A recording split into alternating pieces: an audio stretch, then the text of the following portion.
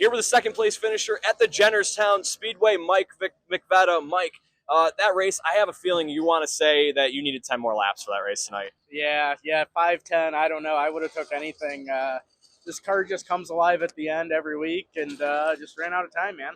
Yeah, certainly ran out of time in that one. Take me through your day today.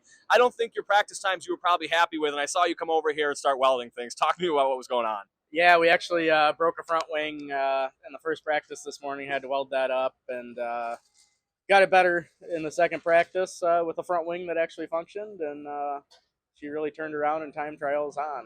Put some stickers on it, some 4 feel goods, and she felt good the rest of the night. Yeah, I mean, for the rest of the night, between your heat, which was amazing going in and out of cars, and your feature as well, being a hard charger and going through the field, what was it like racing here on this track?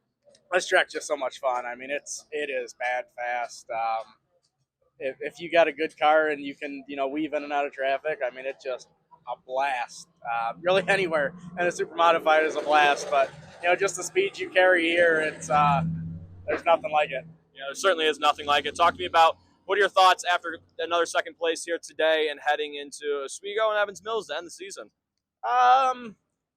We struggled a little bit at Oswego this year, but I think we've got some new ideas to try and see if we can make that better. And we're awesome at Evans Mills. I love going to Evans Mills, so looking forward to that 100-lapper. Yeah, we'll be looking forward to seeing you out there at those 2 races. Thank you again, Mike. Congrats on second. All right, thank you much.